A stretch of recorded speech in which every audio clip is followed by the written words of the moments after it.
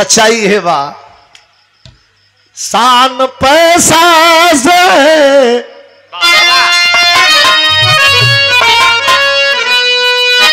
शान पैसा से है मान पैसा से है बोलती हर जगह आज पैसे की तूती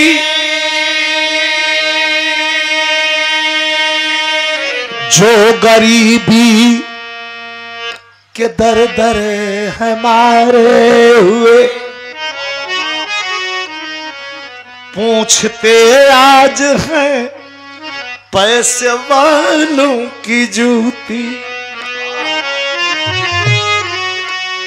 क्योंकि धन भी बढ़ा ये कांड का है देहात में लोग कहले बाकी धन को बढ़ल नीक हो बाकी मन को बढ़ल नीक ना क्योंकि धन भी बढ़ा साथ मन भी बढ़ा आज अपना ही नीचा दिखाने लगा जो बुलाया हमेशा हमें प्यार से अब वही आज अंगुली दिखाने लगा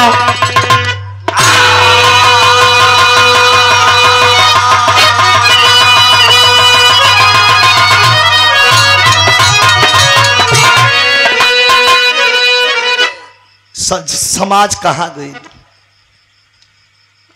तहजीब नहीं खे रह गई अब ढेर पीछे ना खाली 30 साल पीछे 40 साल पीछे चल जाई बड़ भाई या चाहे बाप खटिया पर बैठा रहे तो छोटका के हिम्मत ना रहे कि जाके वही पर बैठ जाओ लम्बे हो जाके बैठे खड़ा होके इतना तहजीब रहे आज बना के दोपहर करूं कहो बाबू तुम ले बाबू बाबू को टॉनिके दी है हाँ पानी तो नहीं ढेर मिला दी है बाप बेटा संग में पिए थे कहाँ गए जमाना रामकोल भाई कभी कभी बहुत ज्यादा दुखित होते हैं तो दो धार रो लेते हैं कव्वाली के तर्ज लगल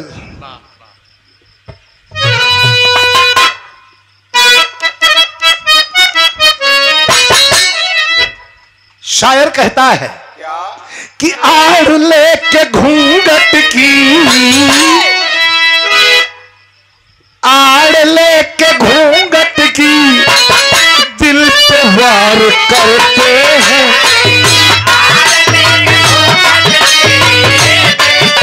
हम शिकार करते हैं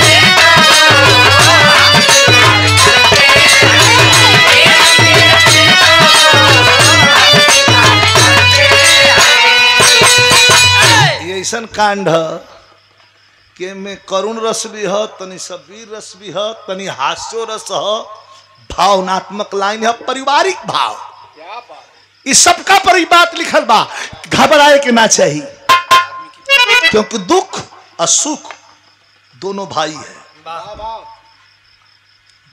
दुख आवेला तो आदमी घबरा जाला और सुख जब आवेला तो आदमी प्रसन्नचित हो जाला कभी इसका निवारण इस लाइन में करते हैं काट के आदमी के जीवन में हर आदमी के जीवन में लाखों लम्हे आते हैं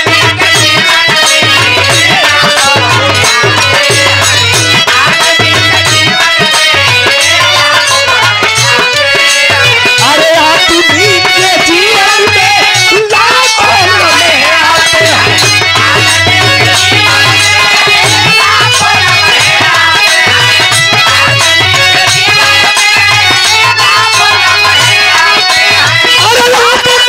जीवन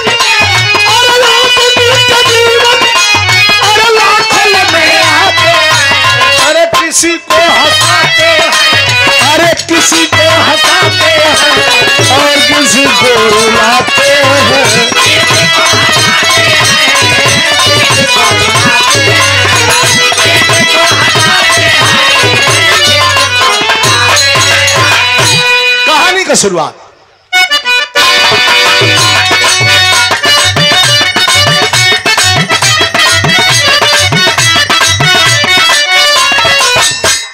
बदल दा गुरु, बड़ा पुरान हो गई। फौज में जाना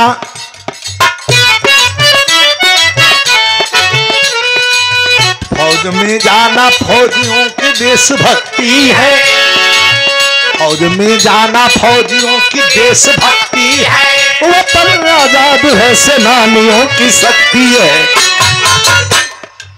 मगर ये पापी मगर ये पापी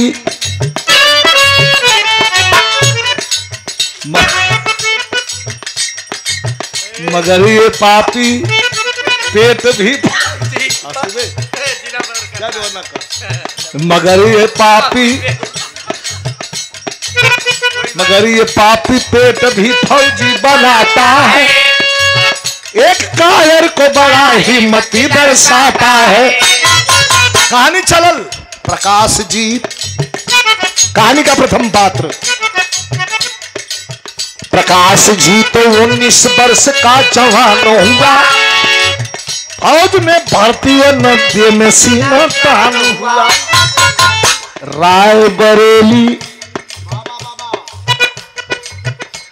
रायबरेली जिला गांव है बसखारी में।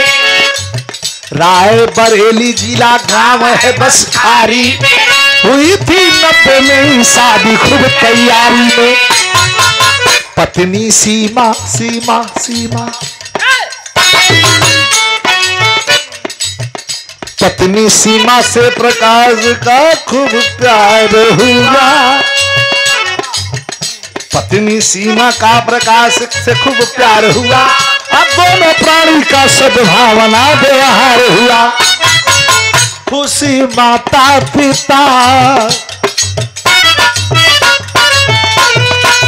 खुशी माता पिता सबसे यही सुनाते हैं।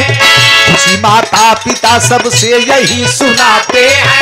बहुत सौभाग्यशाली है यही बतलाते हैं। सब बात समझ ले। रायबरेली कुंडा प्रतापगढ़ वाला रोड जोन जात बा, वही पर रायबरेली बाजार से 2-3 किलोमीटर की दूरी पर एगो छोटा सा गांव बा। जना गांव का नाम बाटे बसखारी। एगो परिवार बा। वो गांव में एगो लड़की एगो लड़का माई या बाबू बस 4 प्राणी। तो एगो बेटी एगो बेटा आ बूढ़ा या बूढ़ी। लड़की का भैया तनी ध्यान से सुने के तनी इकर स्क्रिप्ट राइटिंग होता है पर फिल्म बनत बा।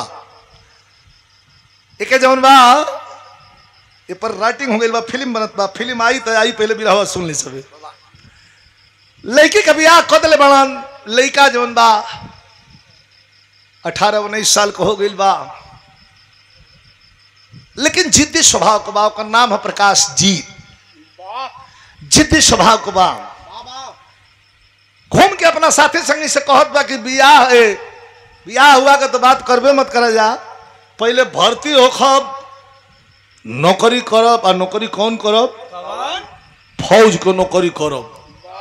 बाबूजी झगड़ा करो कि ना फौज में नहीं खे जाए के। कहना का है? अरे 2 जना रहता तो भेज देती भैया, तू अकेले हुआ। यही तरह रात दिन पाकिस्तान हिंदुस्तान भइल बा। मत जइहा।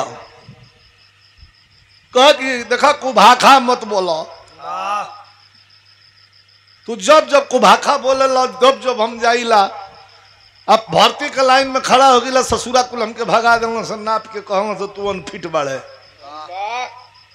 दौड़त थाक गई। 3 साल ले दौड़ल। अब तो भर्ती जा लेवहू वाला होके छीन गई रहो सो। हम जब खड़ा होके तो कहाँ से गे हो तो आ गई बड़ी नाप के आन के मनियों के भगा दे सो।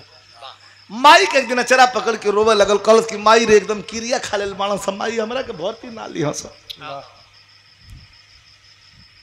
माइयो रोवे लगल कि जायदा भैया रोडवा पर वाली जमीनिया बेच देता नहीं मिली 5-6 लाख। वही से कोनो रोजगार बिजनेस धंधा कल रहबत न हमनियों के देखबा अकेले ना हो ना। माई हम फौजे में जाई रोबत न माई। अब बेटा दोनों तौले वही बीच में आ गई के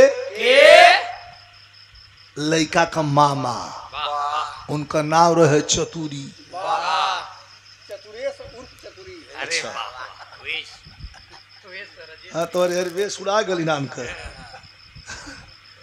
चतुरी मामा आ गई।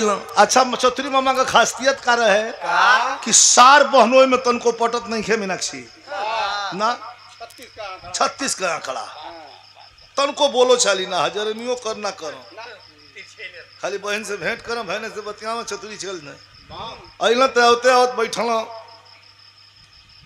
गमछी उतार के पहले पनही झलना अपन झाड़ के पूछना बहन काहे रो तड़े रे कल का करी भैया हे लड़का भर्ती खातिर दौड़त रह ना भर्ती भइल है ऐसे रोत रह तो हम रोवे लगली तो चतुरी कहत हूँ कि अल्लाह भर्ती भइल जाना तड़े में केकर गलती बा केकर गलती है भैया कुल गलती यही पाहुन कह दादा बुढ़ाऊ इतना हाथ डले रहना हौदी में सानी गोती में चब इधर निकलना बाहर जनाल की झापड़ छोड़ दिया कहना माथा खराब हो तो भर्ती होई न पाई जो खाई फिजिकल टेस्ट होई एकर इनमें हमारी कौन गलती है कहा कि तोहरे कुल गलती है दिखाया इतना दिन बोला चाली ना रहो ऐठा मत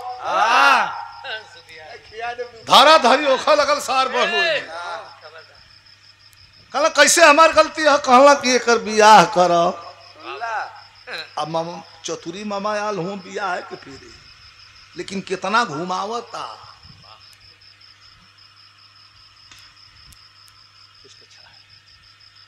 बियाह है कर करा बियाह से अब भर्ती से का मतलब है रे का बा हम दूले पढ़ले हैं तू कले पढ़ लेवा कहला हम स्कूले गई नहीं जोड़ तो अच्छा लगल तो हम पढ़ले हैं तो हम 20 की तू 20 कहना अच्छा 20 बड़ा तो कहो कि भर्ती से बियाह से का फर्क का लेन देन का बा अब वही एक अकेल तकदीर लड़त या लड़ के चली आवतिया अब बियाह कर देवा तो पति पत्नी दूर को तकदीर दोनों लड़ी बस खुल जाई बुढ़ऊ के समझ में आयल कि ठीक है कहता ठीक बा कहू भाई परिवार आई तो बियाह कर चतुरी मामा बिहान भैल या कही तरह पेड़ी रहे हुई पेड़ी में 4 आदमी के लेके बैठल कहना जाके खबर दे दो कि तिलकहरू आ गल हूँ खटिया बिछा के अनंत फनन में तिलक बर अच्छा करवा के चट दे बियाह कर मेहरारू कुल मंगल गीत गावे लगली जमाना कितना चेंज हो गई आजकल बियाह में डीजे बाजता जे कब्बो ना नचले हो हाथ तनी मनी अपन साफ कर लेता नहीं तो पहले नाच जब बाजा आवे तो बियाह होखे तो नाच में हमनी को खोजल जा कि लवंडा कैसन बा बढ़िया नाचे वाला बा कि ना आज परती लवंडा बा पहले का गीत गवाता है खाली गीतिया से पता चल जा मीनाक्षी कि अब द्वार पूजा लग गल खाली ये गीत जब होखे लगल माता बहन लोग गावे लगल कि के करी बसिया गा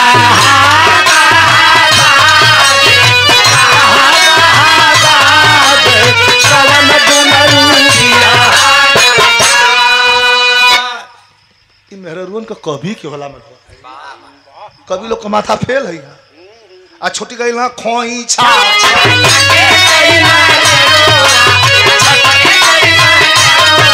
अरे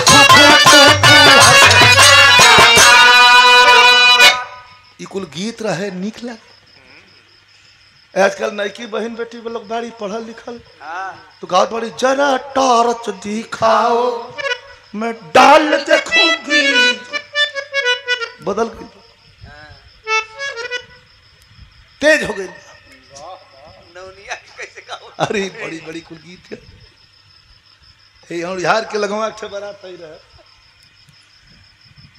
एक लड़की रहे वही में वो लड़की झगड़ा करे कहे कि हम गाई मीनाक्षी तो तन सही नकिया के लौठवा फाटल रहे तो सोचना हम आई कहले सब कह रहे तोर ठीक से बोली ना निकले थे मत गाओ का कैसे ना मोनी गाई माइक लगा दे तो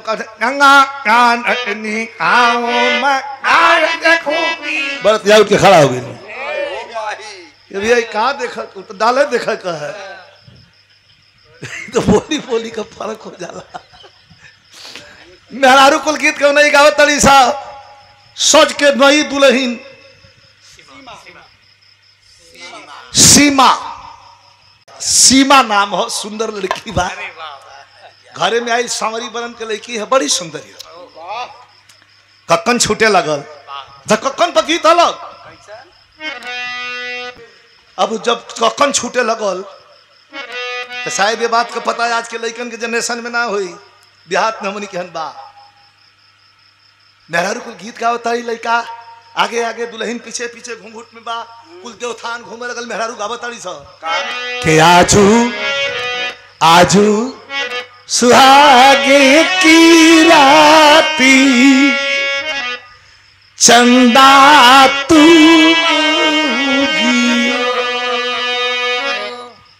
आगे आगे चलत था, 5 जगह घूमले बा। तो वही बीच में लइकवा दुल्हवा बा प्रकाश जी, ओकरी मोबाइल पर फोन आ गल, छोटका मोबाइल निकलस, खड़ा हो गल, तो दुल्ही पीछे से आके लड़ गई। अरे रुक, हेलो के कहा हम तोर दोस्त बोलतानी आशीष, कहाँ से रे? और इस साला लखनऊ में बानी, खुली भर्ती बारे फौज को। भर्ती आले वाला पूछत रहो से के हे लागता कि हाउ नहीं खे आइल, थका गइलम ना आई। सोचू री कहो री ससुरा भाग के आओ जल्दी। हाली हाली छोड़ के अब माई के ऊपर फेंकलस, कह कि माई रे हम जातनी, अब तू छोड़ा ली है, 5 जगह हम घूम ले हैं। ये देखी जजबा बागल 1.5 घंटा में पट देना का पहुंच गल लखनऊ, और जाके ग्राउंड में खड़ा हो गल।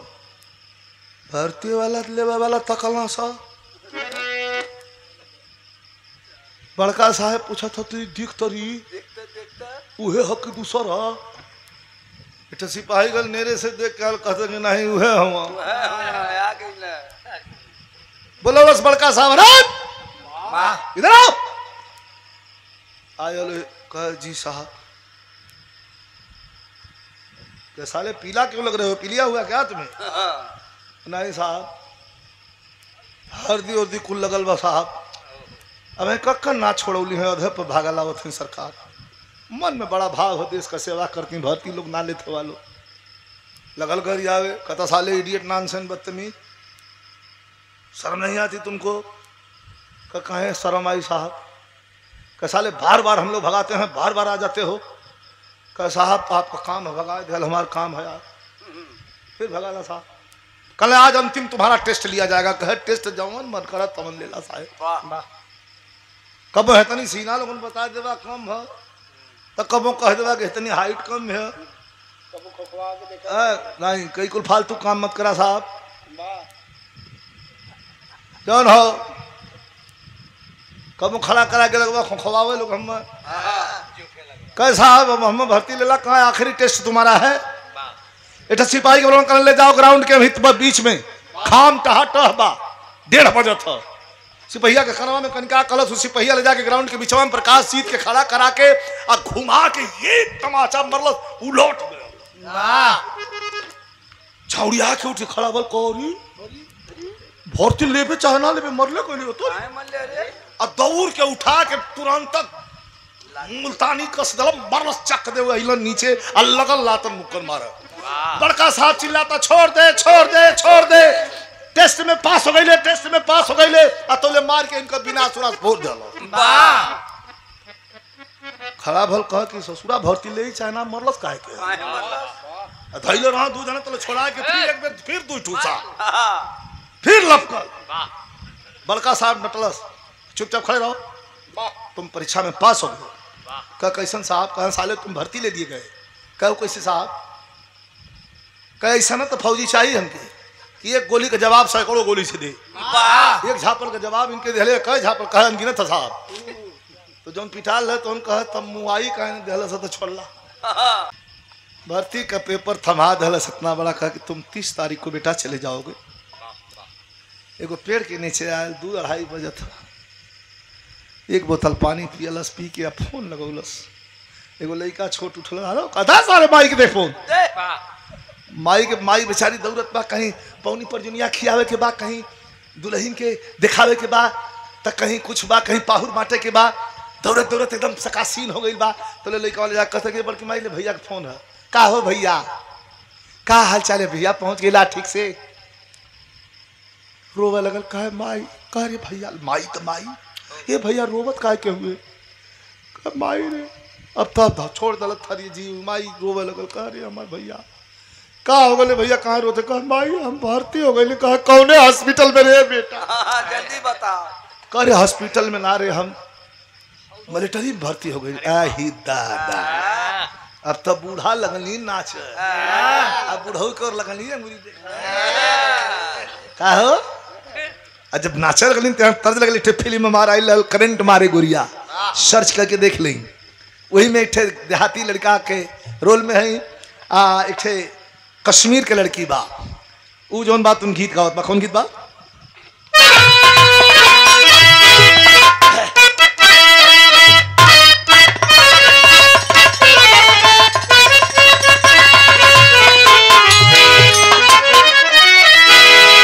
कि अरे पढ़ला,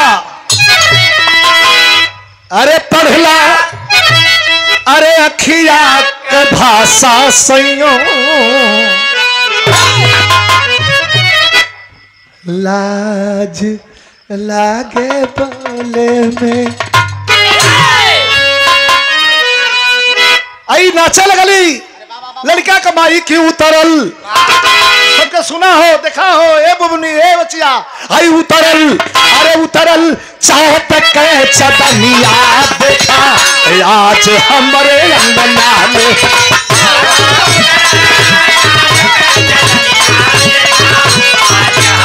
कमिया ना हो, लक्ष्मी हो।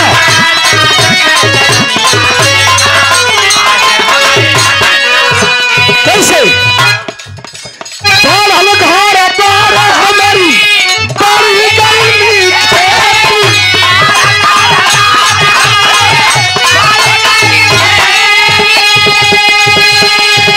घूस बिना बेटा नौकरिया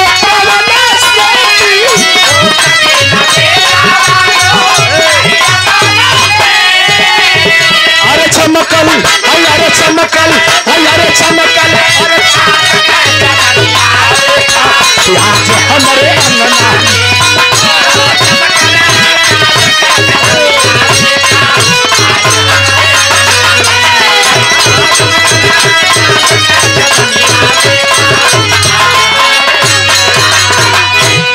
घर द्वार हमार बढ़ गई खेती, आ घूस बिना बेटवा नौकरिया पौलस सेती सेती से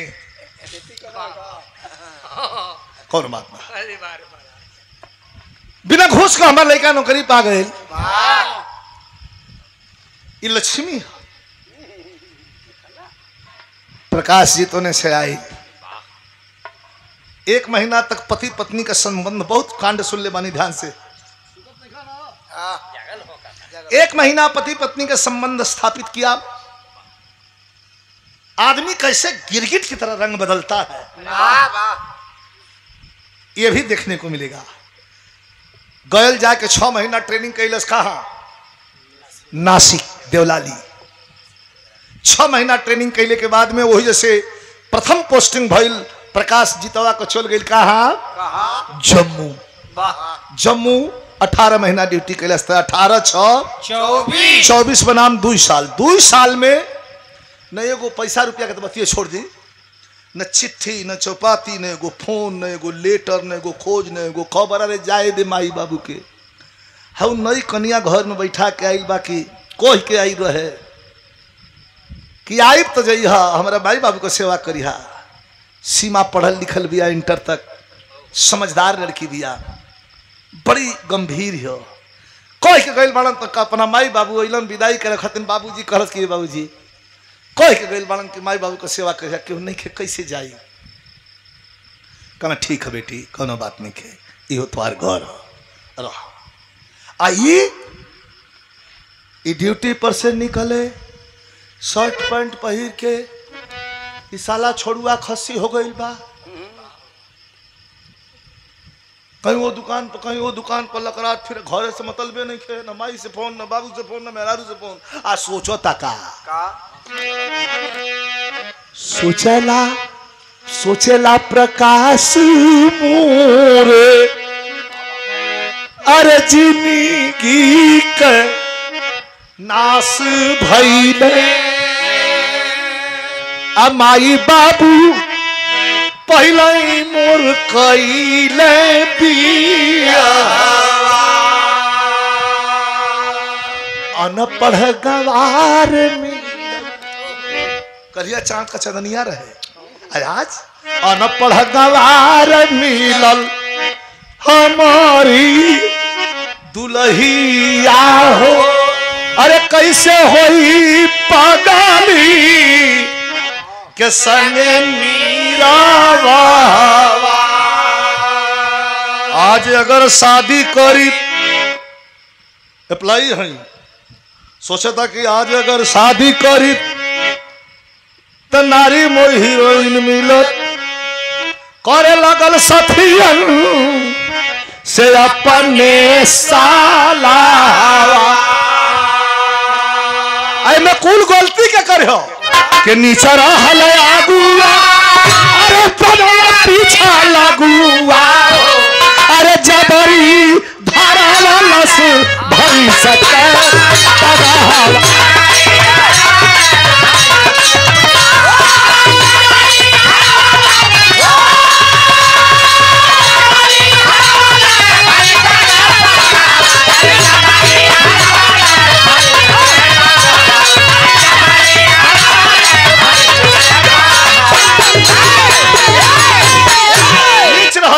बनल पिछल अगुआ मामावा यह कुल काम भैया भैया तन ध्यान धन में ध्यान इच्छा बड़ी हमारा गौर में भान दिलस घंटी घूमत घूमत घूमत घूमत घूमत घूमत जम्मू के बाजार में वहां तो हम एक महीना रह के शूटिंग के लिए बनी जम्मू के बाजार में कुछ ऐसा दुकान लगे ले कि पूरा एकदम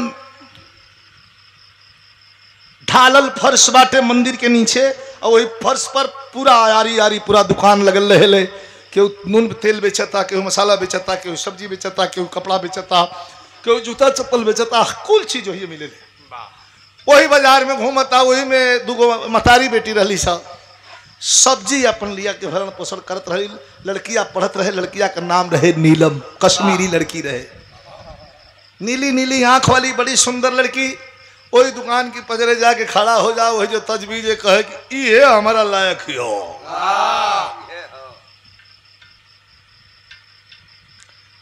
जाके एक दिन मोलावे लागल कुछ किनलस बेसहलस पूछलस क्या मैं यहाँ बैठ सकता हूँ टेबल दे दलस कल बैठिए वो अपन बेचारी सब्जियों बेच ले अपन पढ़बो कर लिखबो कर का एक्सक्यूज मी आपकी शादी हो गई कह नहीं जी मैं तो अभी पढ़ाई कर रही हूँ मेरी शादी नहीं हुई है बैठत बैठत बैठत बैठत बैठत बैठत प्यार का बीज अंकुरित होखे लगल प्रपोज कर दिया एक दिन पूछ बैठा इंडियन आर्मी का नौजवान हूं अनमैरिड हूं शादी करना चाहता हूं पूछ लेना अपने परिवार में बुढ़िया बेचारी मतारी एक करियर है कलश की गरीबी में कमाए वाला अगर दामाद मिल जाई तो बढ़िया बाटे कुल तय तू काम हो गई अतोले एगो लेटर घूमत घूमत घूमत घूमत ट्रेनिंग सेंटर नासिक देवलाली से कई दिन के बाद यहाँ आयल बा और लेटर जब लेके खोल के देखा तो ऊपर लिखल रहे कि बेटा बड़ा अफसोस के साथ लिखे के पढ़ रहा बा कि तुहर माई मुँह गई आजा घरे अल्लाह जब कोनो बढ़िया काम फानी लगती माई गड़बड़ा दिले देखा ये मोरी गई तनी रुक के मरल रही बिहवा कले ले रही अब मौतों के बस में बा कल कोनो बात नहीं खे तरकरिया वाली के कहलस कि होल्ड होल्ड मतलब रुक जाओ मैं जा रहा हूँ माँ का बात है कभी माँ की बात नहीं होती तो नहीं जाता जा रहा हूँ यूं गया और यूं आया वेट करना आके तुरंत शादी के बंधन में बंध जाऊंगा तुमसे तेरे साथ जिंदगी बिताने का इरादा है लेके अपन सर सामान चलल 3 दिन का ट्रेवलिंग करके जब घरे पहुंचल तो ये फरवरी का महीना बा बूढ़ा बुढ़ऊ दोनों जना बरगद का पेड़ बा दरवाजे पर के नीचे कौड़ा बरल बा लोग तागी तापता एक्का से सामान उतार के देखलस तो चौनिया गल कहे बाबूजी ए बाबूजी कहना आऊ 2.5 साल के बाद जो बाबू कहले बढ़े आवा भैया कहले ए मत अब देखा बोली तू कहला कि माई मरी गई ऐ सोझे लौकत है बुढ़ऊ लगल रोए कि हमनी के मरी गई बन जा भैया लगल और पे तड़पी देवी तमीज नहीं है तुमको बताए बुला लिए कितना जबरदस्त मेरा अर्जेंट काम था बुढ़ऊ गोजी हो गई चलो तोड़ा में से कहना काड़ा मढ़ावले हम मार दे नाड़ा समझ जाई हाई घर में जवन बैठोले बाड़े मांस का मोटरी एक लेके जो हमने का मर गई ससुरा भाग गई जैसे क्या कौन अभी यही है अभी गई नहीं अरे ये तो बड़ी ढीठ है अभी बताता हूँ साली को धर धर धर धर घर में पहुंचल इतने में सिमवा का करत हो पता चल गल कि बहरे आ गल पर्दे मुंह धो के तनी सा स्नो पाउडर लगा के थोड़ा सा बिंदी लगा के आंख में तनी सा काजल लगा के तनी सा सिंदूर लगा के और नई की साड़ी पहन के और दुआरी पर खड़ी हो गई। अब मने मने सोचत हो कि 2.5 साल के बाद अल हाँ एको फोन नहीं खन कैले और रहन दे पहले पैर छुआ एक बाद गले से लग के रोई और रो के बताए कि केहू हे तरे गवना के नई नोचर दुल्हन के छोड़ के जाला जी ओकरा मन में कुछ और चलत बा एकरा मन में कुछ और चलवा तुरंत घर में आल किधर आ रहा तू किधर गई सिमवा जवन बात तुम आधा है इतना घूंघट है दुआरी में से भाग के आई रहे तेरी हमनी के सभ्यता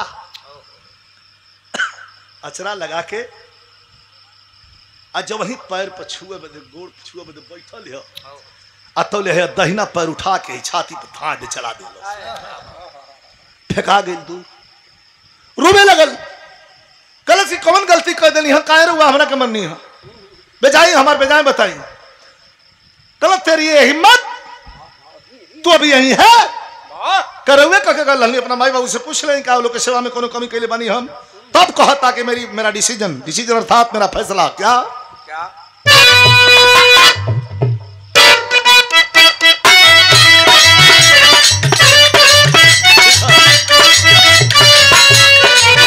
अरे मेरी औकात क्या समझ रही है मुझे दुनिया कहे ले अरे मैं कौन हूँ दुनिया कहे ले अज में मल परिहा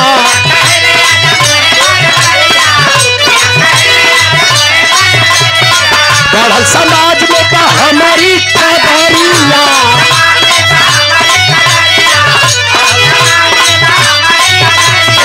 दुनिया कहले जब मल करिया बढ़ल समाज में बा हमारी कदरिया ए गोरी ए गोरी ए गोरी ए गोरी ए गोरी लियाई बच दूसर में हरिया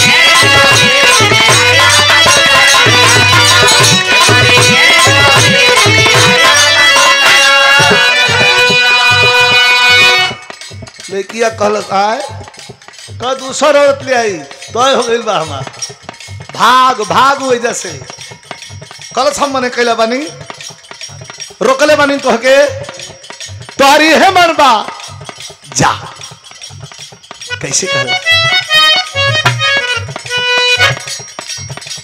सही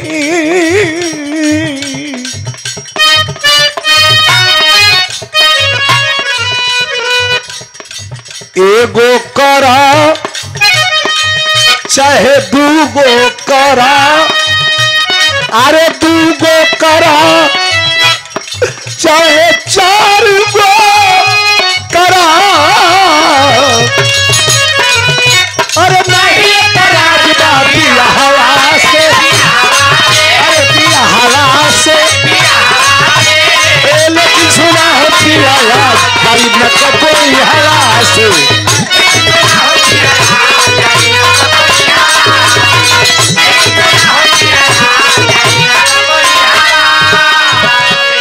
एगो कला दूगो कला तीनों हम मने करता नहीं सुना लिया ये जी लिया है सुनी सेवा दूसर की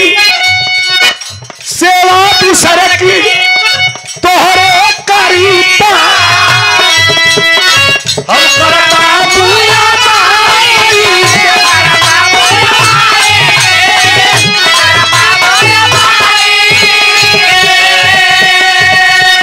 अब तोहरी चरनिया अरे तोहरी चरनिया मैं जिंदगी बीतैब अरे झाकत रहब परछाई के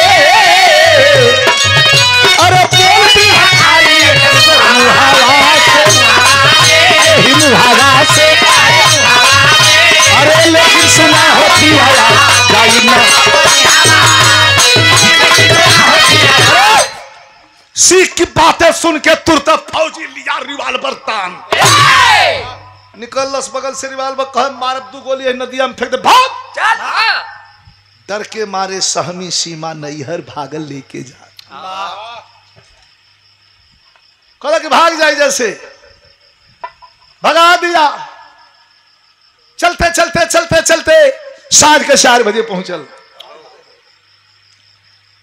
दरवाजे पर अपनी बेटी की आवत देख के बैठ जाए 5 मिनट और बैठी बैठ जाए 5 मिनट और दरवाजे पर अपना बेटी के आवत देख के माई बाबू को छाती धड़क गई कि ए सिमवा को बाबू हमार लड़किया बिना साइज सुदेवस बिना दिन बारी को कैसन अकेले आवत हो छाती धड़क गई कोनो माई बाप को धड़क जाई गौन में गई रही है अकेले आवत एकर मतलब कि जरूर कुछ गड़बड़ बाटे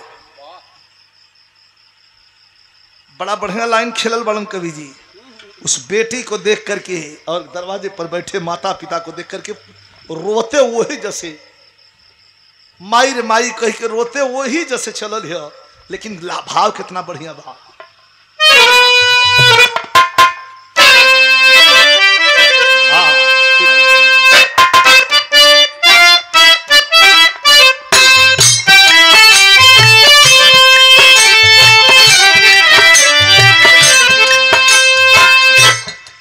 माई का कोखिया होले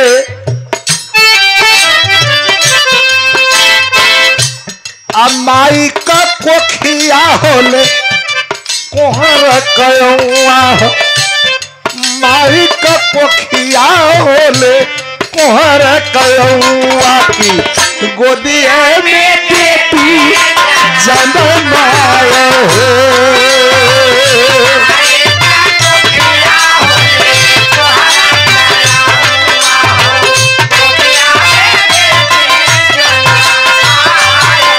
लेकिन बिटिया के देखी देखी बिटिया के देखी देखी बिहर कर जाला हो अब बिटिया के देखी देखी बिहर कर जाला की अनौरे पानी ना भोतायो हो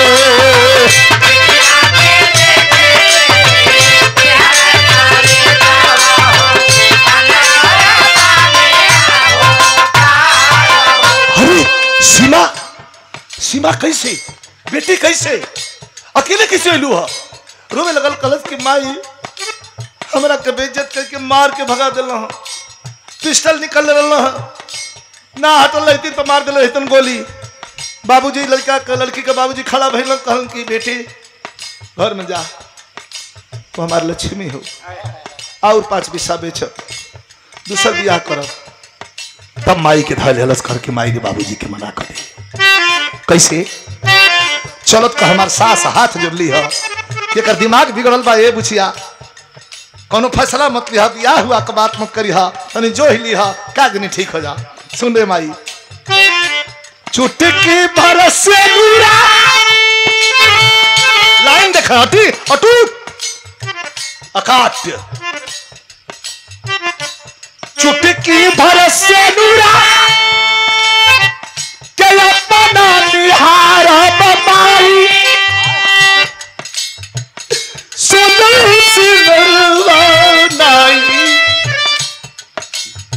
अरे कबहू सवार माई एक टुकर रोटी पर दिना बिता लेबे एक टुकर रोटी पर दिना बिता लेबे रूखा सुखा करे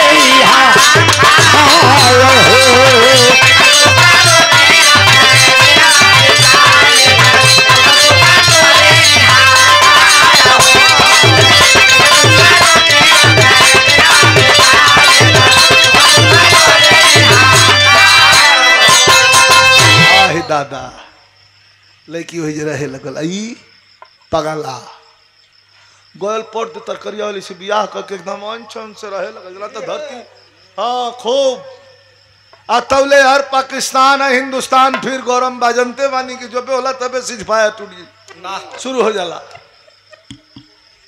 तनाव बढ़ गई उठा कर इंडियन आर्मी के नौजवानों को जगह जगह से हिंदुस्तान के कोने कोने से उठा करके फौज को स्थानांतरण किया जाने लगा बॉर्डर पे और वही में प्रकाश जीतो का जो बात उन तबादला हो गई कहाँ लगल ड्यूटी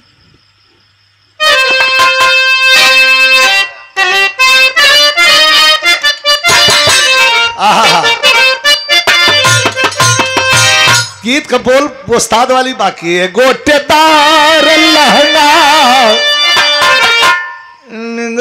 जब डाल के लेकिन दुश्मन दोहराया है जब दुश्मन दोहराया है जब खून इतिहास को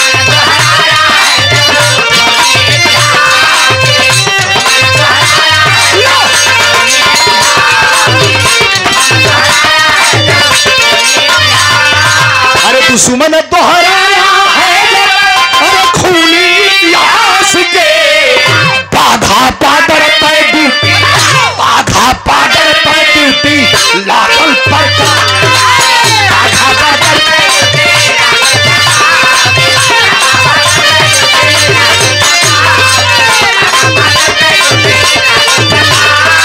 लेकिन किस दिन बमबारी होगी किस दिन बमबारी होगी किसको मालूम है ये कभी न खड़ा है ना अरे मौसम मासूम है हम गोला चीन है नहीं हम गोला चीन है नहीं दुश्मन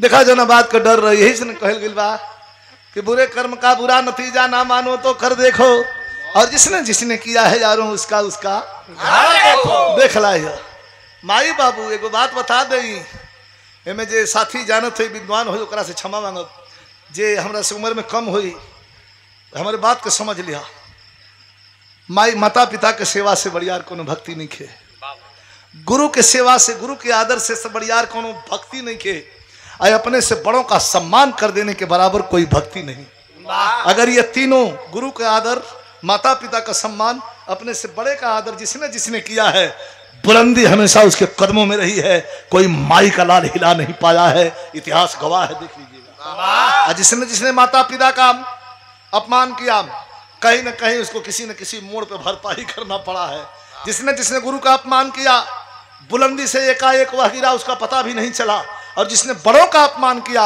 उसका तो खुदा खैर करे फिर रॉकेट लॉन्चर दागी सब उड़ गए 20 फीट ऊपर एगो लड़का पैदा भइल बा एगो बच्चा पेट में बाटे तरकरिया वाली का खूब माई बाबू से मतलब नहीं खे लेकिन जब आँख खुलल तो कहाँ पौना अपने आप की मौत के मुंह में जाके जिंदगी हाँ मौत के मुंह में जाके जिंदगी आंख लौट के लोटल हॉस्पिटल में आके आखिर लौट के लोटल हॉस्पिटल में आके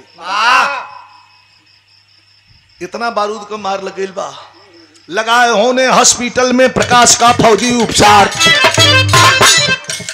खान पान और दवा का खर्चा सगरो है देती सरकार मालिक को मंजूर नहीं था डॉक्टर साहब हुए लाचार दोनों पैर कटा ना हर का जीना एकदम भयल बेकार ला दोनों पैर एक ठेकुना के 4 अंगुल नीचे से काट के व्हील चेयर पर बैठा दे पैसा बहुत मिलल रुपया बहुत मिलल ड्यूटी पर घाव लग रहे अब अपन समय बितावे लगल पेंशन मिले लगल तरकरिया वाली के संग एक बच्चा बकैया घिंचता है पेट में बाटे मेहरारू से कुल बात सगरी बात हर बात शेयर कल जरूरी नहीं की मर्द के। एक दिन एगो बात के बोला था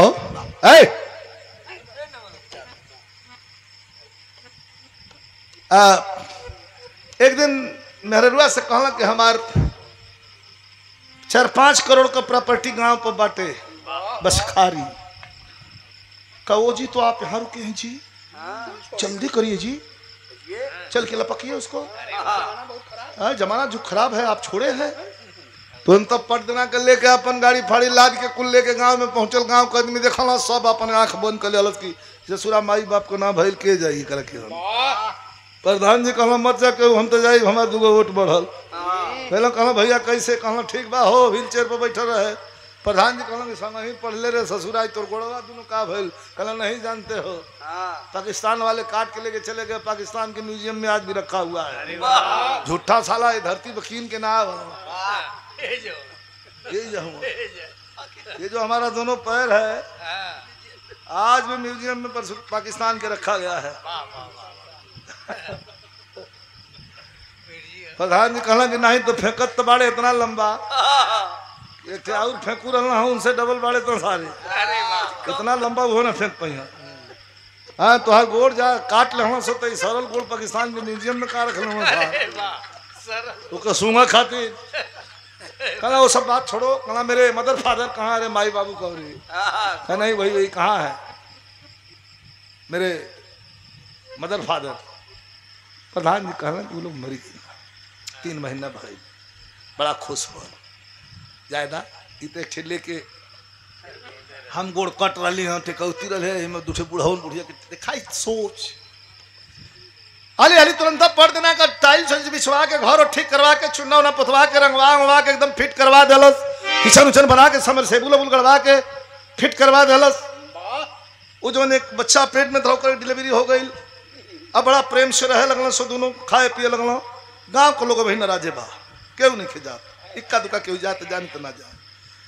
बड़ा प्रेम से रह तना सा यही बीच में कहली ना ऊपर वाले के लाठी में घाव बड़ी तगड़ी है, आवाज भले कम होके। अभी रोज बाजार में घूमे लागल कश्मीर वाली, जाके बाजार में जौन होतन जाते जात देखते कुल चिल्लाए लगल जनता हुआ बड़ा के मौगी भर गाँव के भौजी कश्मीरिया भौजी आ गई, कश्मीरिया भौजी आ गई करन सो अल्लाह में ठे नाऊ रह Majnu hair dresses and parlour massage centre बड़ा सुंदर स्मार्ट रहल, तनी जिम उम कैले रहल।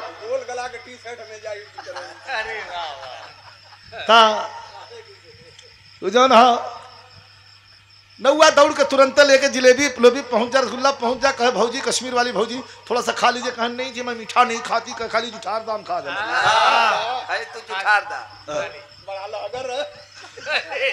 कहे जुठार दा खाली हम खा गए। मतलब करत करत करत करत एक दिन सामान लेके नौआ जो तो संगे संगे पहुंचावे जात हो देखा सारे का कहा था ये बतावा भौजी आप इतनी स्मार्ट हैं सुंदर हैं। कहा जी वो तो हूँ, आपके भैया जी भी बहुत स्मार्ट थे लेकिन थोड़ा उनका पैर कट गया जी। कब है भौजी भैया कटावा पैर के और जब कबो हमारे नजर पड़े तो हमारे आंख से आंस गिरे लगे। कहला भैया का पैर कटल है सार के आंख से आंस कहे गिरे। करत करत करत करत उन्हें ले लस अपने घेर में। मैं सामान गहना गुड़िया पैसा रुपया लेके दोनों बचौन छोड़ के बस चलल भाग। इनका हालत खराब दौड़ के उठे लड़का के उठाओ दूसर का के उठाओ दाल का पानी बना बना केहू जात भी ना हो दिखा ये स्वर्ग नर्क कुल यही जाओ। एक दिन प्रधान जी मोटरसाइकिल से करे पुरनकी ससुराल पहुंचलन, जाके दुआरी पर खड़ा भेलन करे भाई केहू बा हो हे जबरदस्ती टिकल रहे यही गांव के एगो लड़की हमारा गांव बसखारी में बिहल रहे केहू बा हो। एगो लड़की घर से बाहर आई के खोजत हई कहे हमार घर बसखारी है यही घरवा में कैठे लड़की हमारा गाँव लगल पर्दा कर तो पर बैठी हमारे बिया भैल बा सीमा नाम हमार। प्रधान जी बैठे कहला बेटी अब हम बियाह ना कैलू। कहला प्रधान जी बियाह रोज रोज होला, रिश्ता एक बेर स्वर्ग में तय होला।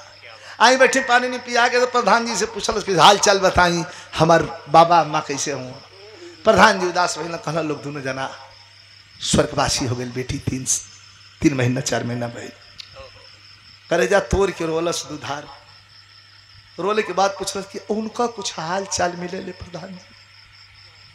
प्रधान जी कहला का पूछले हो, का पूछले हो। अब हो आधा मरी नक्साइल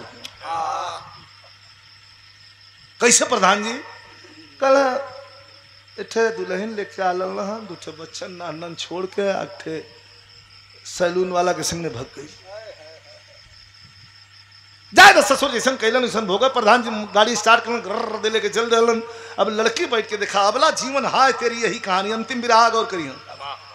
सोचे लगा लड़की रोवत बा छो छो धा तोरे मतारी आ गई लड़की के सीमवा कमाई।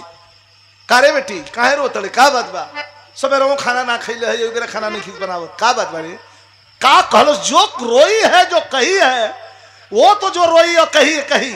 लेकिन कवि जी आपको बहुत बहुत धन्यवाद। देखिए जो बढ़िया है उसको बढ़िया कहना पड़ेगा और जो खराब है वो तो खराब है ही है। ये बहुत बढ़िया है। क्या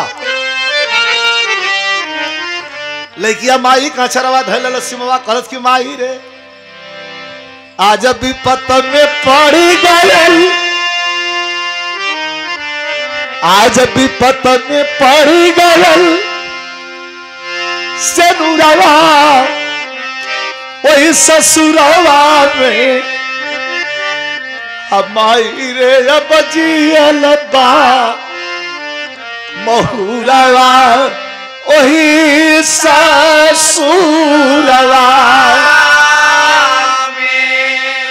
माई गुस्सा कर रात छाती पर पिस्टल लगौले रहे लात से मरल से भी कहा। तब कलस की माई रे तू पढ़ली नहीं खीस हमके इंटर ले पढ़ले बड़ी ना। सुनू सच्चाई पति का सेवा करे का मौका पावे किस्मत वाली हो। हमके आज बोलावत बा हमरे सेनुरा कलाली हो। आशीर्वाद का दे दे बस बहुरावा वही ससुरावा में अजो हत वही रहिया मोर सिंगारावा वही ससुरावा। गुस्सिया के माई हाली हाली गई बक्सा में से को साड़ी निकल 500 रुपया दलस कल कि ले आ लेके जो लेकिन अब है मत रोवे लगल। सिमवा कलस की ठीक बा जा तनियम ना है। लड़की चल धलस 4 साल के बाद तो सूर्य के प्रकाश कम जोर कर घर में भैया। अरे जतना की लक्ष्मी अतरिया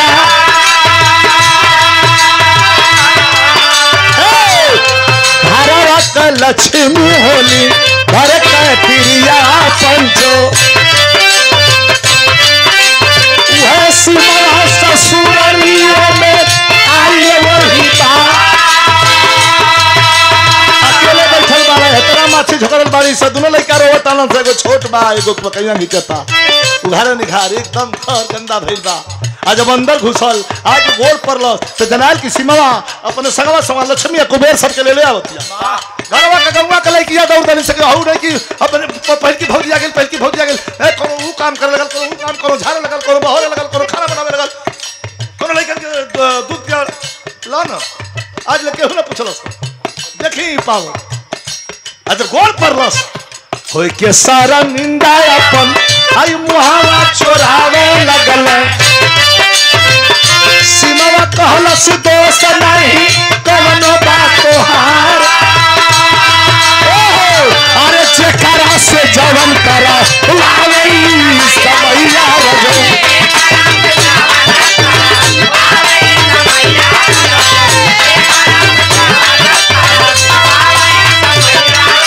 अरे कराया के होला भगवान भी लाचार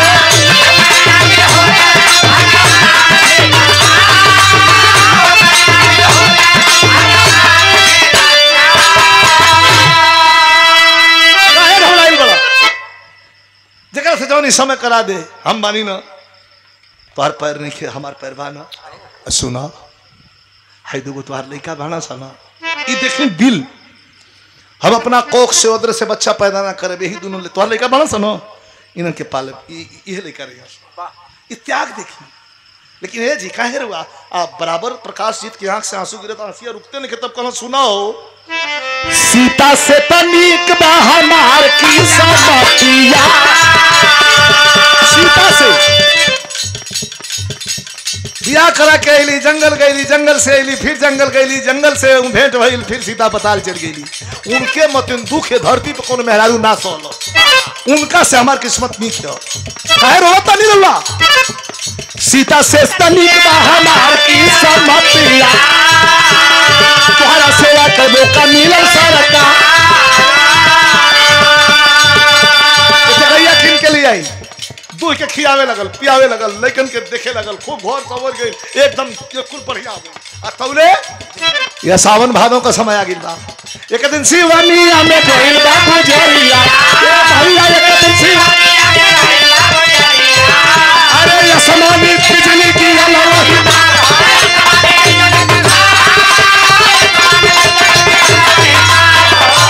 ये हमारे विशाल बाबू के मौसी जी अनीता देवी जी सीता से हमारी किस्मत नीक है। सावन भादो का पानी बरसता गैया सवेरे के खैले नहीं खे बेरा ना खाई तो दूध ना दे तो लड़का बार लगे सब किसान का लेकिन है बांध के मार के कछान हसुआ का तार लेके और प्लास्टिक के बोरिया का घोघी बना के और झम झम झम झम बरसात में निकल गई कि एक यमार चरी काट के ले आई बेहू बेरा खाई बेहनो खाई अल्ले कौन से चलल तो चमक के बिजली लपा के सामने आई आकाशीय बिजली भाग के को पेड़ के नीचे गई और पेड़ के मुटकी डार पर मरलस बिजली और राय के डार नीचे गिरल वही के नीचे दबा गई घंटों जहमत के बाद काट के डार अलग करके उठौलो लेके अलो दरवाजे पर सुतौलो डॉक्टर आयल चेक कैलस तब मृत घोषित कर कौन दोषी कौन कसूरवार किसको सजा ऊपर वाला सब घुमा घुमा के करता है ये इतना जल्दी मर जाए तो छुट्टियां हो जाएगी नरक स्वर्ग यही जो ना ये जब भोग के जाए के पहला इसलिए अपने कर्म को याद रखो याद रहे ए भैया कवि जी भाव बड़ा ऊंचा लिखल लोग पूछल तले आ गए ना पत्रकार बंधु लोग यूट्यूबर साथी लोग मसले हुआ गई ना लगाए रहना मुंह पर कहना कि ला सुतावल है पूछना प्रकाश जी से कैसा लग रहा है अब कैसा बताओ मैं मीठ लगा था कि तीत लगा था कैसा लग रहा है खाली बस हाथ बैठल है महेंद्र ब्रह्मचारी दादा में तुम हिलाना कैसे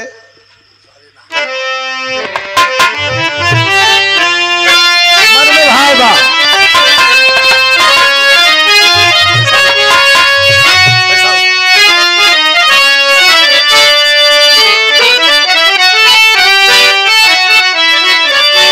कहा कि सहले अरे सहले सहला बलई सन गम के अरे सहले सहला बलई सन गम के मालिक अरे मालिक सीमा के बाजारा बोला हमके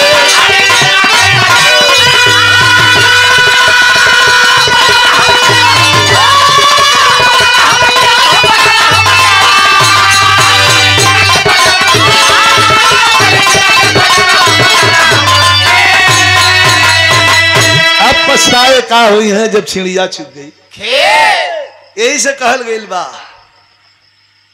कब्बो ना प्रकाश से अपना से मरे पहिया चाही जब जहरवा तो कैसे लिए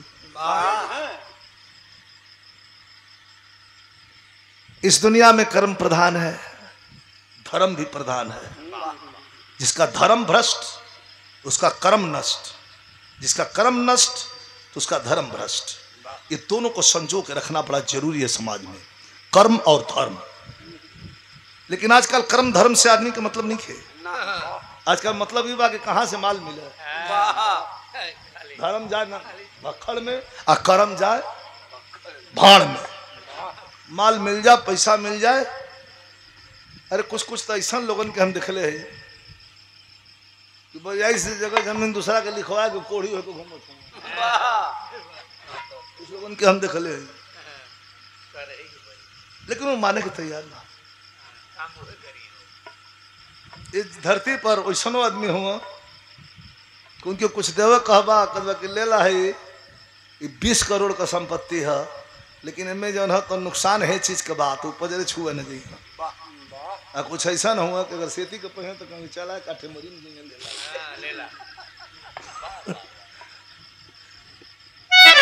गुरु बिहारी गुरु गणेश जी डूब गए हैं गम से।